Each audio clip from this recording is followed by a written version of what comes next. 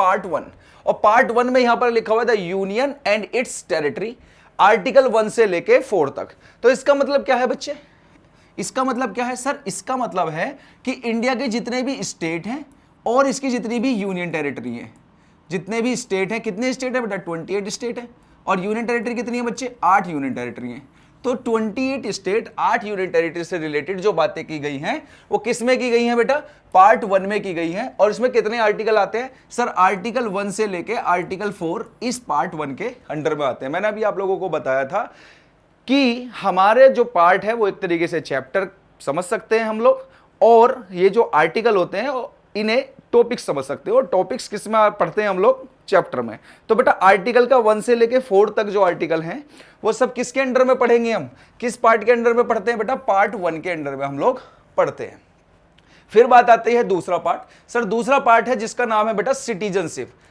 क्या नाम है बेटा, सिटीजनशिप। इसमें आर्टिकल कहां से कहां तक है सर, 5 to 11 इसमें आर्टिकल है। अच्छा अब मैं यहां आपको एक बात और बताने जा रहा हूं, कभी भी आपसे एग्जाम में, कभी भी आपसे एग्जाम में कोई भी एग्जाम उठा के देख लेना, आर्टिकल 5, आर्टिकल 6, आर्टिकल 7, आर्टिकल 8, 9, 10 और 11, ये जो हमारे टोटल 7 आर्टिकल है ना बच्चे, इन आर्टिकल से रिलेटेड वो कभी भी क्वेश्चंस नहीं पूछता एग्जाम में, किसी भी एग्जाम में। उसका एक रीजन है, जब हम आगे पढ़ेंगे ये आर्टिकल्स पढ़ेंगे, वैसे आर्टिकल जब आते ही नहीं है तो पढ़ने की कोई जरूरत नहीं है, क्योंकि बेटा यहां सिटीजनशिप के बारे में बात की गई है। पार्ट 2 में किसके बारे में बात है, सिटीजनशिप में। और सिटीजनशिप मतलब कि सर जो आर्टिकल हैं 5 to 11 आर्टिकल हैं, इनमें किससे रिलेटेड बात की गई होगी सर, सिटीजनशिप के बारे में बात की गई होगी कि भारत के सिटीजन किस तरीके से हम बने हैं, या भारत का सिटीजन किसी कोई और अगर भारत का सिटीजन बनना चाहता है तो वो किस तरीके से भारत का सिटीजन बन सकता है। लेकिन बच्चे प्रॉब्लम क्या है, प्रॉब्लम है कि यहां पे भारत में 1955 में एक एक्ट आया था जिसे बोलते हैं CAA। इसकी फुल फॉर्म है सिटीजनशिप अमेंडमेंट एक्ट 1955। और इससे बोला गया था कि अब जो है इंडिया में जो सिटीजनशिप है वो सिटीजनशिप बेटा इसके इन आर्टिकल्स के थ्रू कोई नहीं ले सकता। सिटीजनशिप लेने का एक ही तरीका है, वो है बेटा CAA 1955 के थ्रू। और जिसमें बेटा सिटीजनशिप जो मिलती है भारत की वो 5 तरीके से सिटीजनशिप दी जाती है। तो जब सिटीजनशिप वाला पोर्शन पढ़ेंगे तो उसमें बात करेंगे।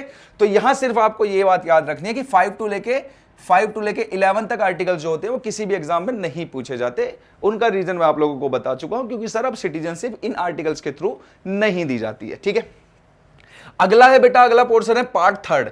पार्ट 3 का नाम क्या है बच्चे, पार्ट 3 का नाम है फंडामेंटल राइट।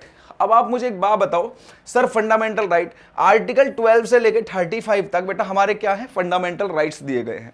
क्या दिए गए हैं, फंडामेंटल राइट्स। फंडामेंटल राइट्स बच्चे, ये जो फंडामेंटल राइट्स होते हैं ये इंडिया के सिटीजन को तो मिलते ही मिलते हैं, साथ फॉरेनर सिटीजन को भी दिए जाते हैं कुछ फंडामेंटल राइट्स। ये याद रखना है आपको, एग्जाम में क्वेश्चन पूछा गया था SSC में कि ये जो फंडामेंटल राइट्स हैं क्या सिर्फ इंडिया के लोगों को मिलते हैं, क्या इंडिया और फॉरेन के लोगों को मिलते हैं, क्या इंडिया के सभी भारत के सभी सिटीजन को और फॉरेन के सिटीजन को जो फंडामेंटल राइट दिए जाते हैं वो कुछ ही फंडामेंटल राइट दिए जाते हैं। तो इस तरीके से क्वेश्चन पूछा गया था, तो इससे रिलेटेड भी बेटा आपके एग्जाम में क्वेश्चन बनता है फंडामेंटल राइट। और बेटा ये हमारे याद होने बहुत जरूरी है, बहुत इंपॉर्टेंट पोर्शन होता है फंडामेंटल राइट्स का। आप सभी जानते हैं कि हमारे अगर फंडामेंटल राइट की बात करें बच्चे तो टोटल कितने फंडामेंटल राइट है सर, हमारे 6 फंडामेंटल राइट है। जब फंडामेंटल राइट के बारे में बात करेंगे पढ़ेंगे तो उसमें हम सारी चीजों के बारे में डिस्कस करेंगे, क्या क्या हमारे फंडामेंटल राइट्स है।